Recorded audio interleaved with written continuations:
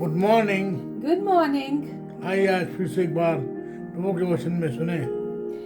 आज का वचन हमारे लिए मिलता है पहला यूहन्ना उसका 3 अध्याय और उसका 4वां पद। यहाँ लिखा है, जो कोई पाप करता है वो व्यवस्था का विरोध करता है और पाप तो व्यवस्था का विरोध है। 1 John chapter 3 verse 4. Everyone who sins breaks the law. In fact, sin is lawlessness. Amen. आप देखें जिन पद में जो है यूहन्ना कह चुका है प्योरिटी के बारे में, पवित्रता के बारे में, यहाँ जो बात कर रहा है पाप के विषय में। आप जो है पद 3 को भी आप सुन लीजिएगा। पद 3 1 John chapter 3 verse 3, and it says, all who have this hope in him purify themselves just as he is pure. आप देखें यहाँ जो यूहन्ना बात कर रहा है वो कर रहा है पवित्रता की, प्योरिटी की। आप देखें कि नहीं, ये आशा है। क्या आशा है? वो जो है आने वाला है, वो जो पवित्र लोग हैं उन्हें अपने साथ ले जाने वाला है। आप पूछेंगे कि गुनाह क्या है, पाप क्या है, लॉलेसनेस क्या है। आप देखिए जो प्रभु यीशु मसीह को नहीं मानते वो है लॉलेसनेस, वो है पाप करना। आप देखें मत्ती उसके 7 अध्याय के 23 पद में जो है प्रभु का जो प्रेरित जो मैथ्यू है वो क्या कह रहा है। Matthew chapter 7 verse 3. Why do you look at the speck of sawdust in your brother's eye and pay no attention to the plank in your own eye? तो अपने भाई की आंख में तिनका क्यों देखता है जबकि तेरी आंख में तो लट्ठा है। आप देखें इसी बात को जो है कहा गया है, lawlessness is like increase. Matthew 23 अध्याय 28 पद। Matthew 23 verse 28. In the same way, on the outside you appear to people as righteous, but on the inside you are full of hypocrisy and wickedness. आप देखिए जो ये lawlessness है ये बढ़ती जाती है। आप देखें इसी बात को Matthew chapter 24 verse 12। Because of the increase of wickedness, the love of most will grow cold. आप देखिए इस कारण जो है बहुत से लोगों का जो प्रेम है वो ठंडा पड़ जाएगा। आप देखिए व्यवस्था क्या है, व्यवस्था है तोरा, मूसा की जो व्यवस्था है वो है।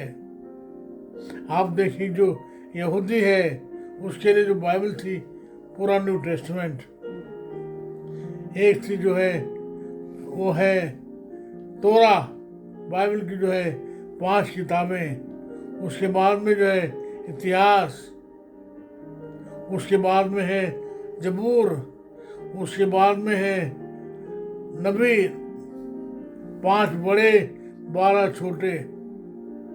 उनके लिए जो व्यवस्था है वो यही है। आप देखें जो उसका विरोध करता है वो जो है पापी है। आप देखें व्यवस्था का जो विरोध है वो ये है। उसी बात को पौलुस कहता है रोमियो उसका 6 अध्याय 19 पद। Romans chapter 6 verse 19. I'm using an example from everyday life because of your human limitations. Just as you used to offer yourselves as slaves to impurity and to ever increasing wickedness, so now offer yourselves as slaves to righteousness, leading to holiness. Amen. जैसे गुनाह के लिए अपने आप को दास होने के लिए देते थे, अब दो पवित्रता के लिए। 2 कुरिन्थियों 6 अध्याय 14 पद। 2 Corinthians chapter 6 verse 14. Do not be yoked together with unbelievers. For what do righteousness and wickedness have in common? Or what fellowship can light have with darkness? आप देखें अंधकार और ज्योति का कोई मेल नहीं है।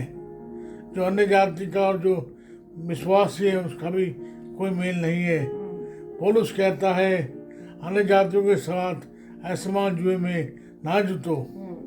आप देखें उसी बात को जो है कहा गया है, जो मसीह विरोधी हैं, एंटी क्राइस्ट हैं, वे लोग कौन हैं? वे लोग वो हैं जो दूसरा थिस्सलुनीयों उसका दूसरा अध्याय 1 से लेकर 12 पद में क्या कहा गया है। 2 Thessalonians chapter 2 verses 1 to 12. The man of lawlessness. Concerning the coming of our Lord Jesus Christ and our being gathered to him, we ask you, brothers and sisters, not to become easily unsettled or alarmed by the teaching allegedly from us, whether by a prophecy or by word of mouth or by letter, asserting that the day of the Lord has already come. Don't let anyone deceive you in any way, for that day will not come until the rebellion occurs and the man of lawlessness is revealed, the man doomed to destruction. He will oppose and will exalt himself over everything that is called God or is worshipped. So he sets himself up in God's temple, proclaiming himself to be God.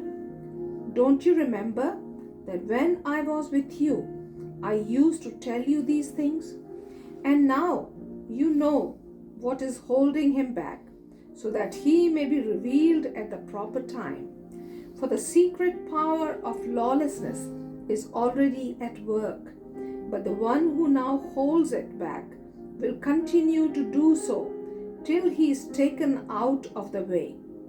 And then the lawless one will be revealed, whom the Lord Jesus will overthrow with the breath of his mouth and destroy by the splendor of his coming.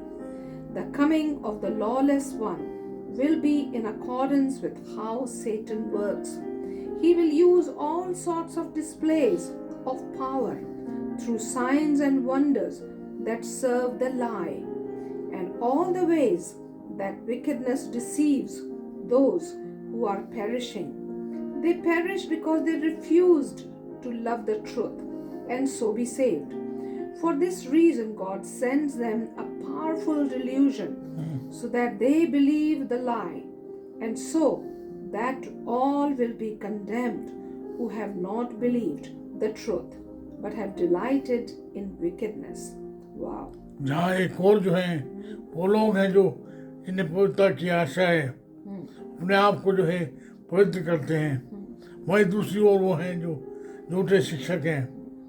झूठे जो शिक्षक हैं वो गुनाह को जो है lightly लेते हैं।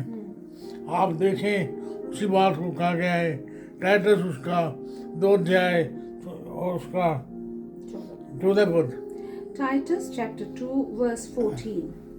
Who gave himself for us to redeem us from all wickedness and to purify for himself a people that are his very own, eager to do what is good.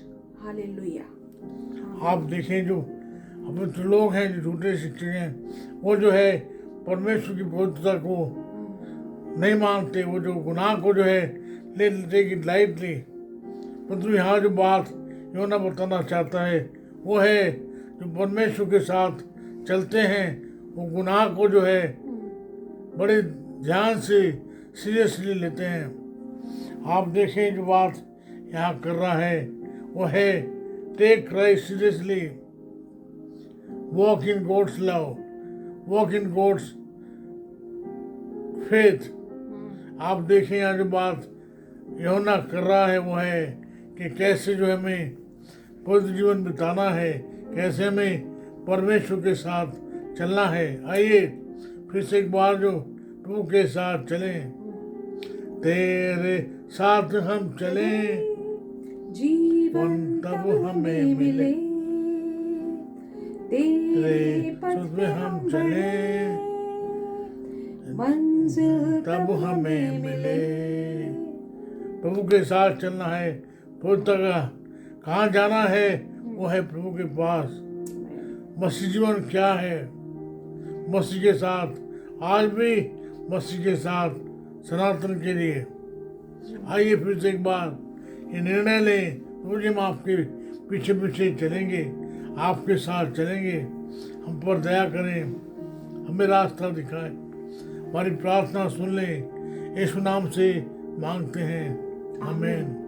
हमारे परमेश्वर पिता का प्रेम, हमारे प्रभु यीशु मसीह का अनुग्रह, पवित्र आत्मा जी की सहभागिता सार्वभौमिक कलीसिया के साथ साथ हर हमेशा तक होती रहे, आमीन। आमीन।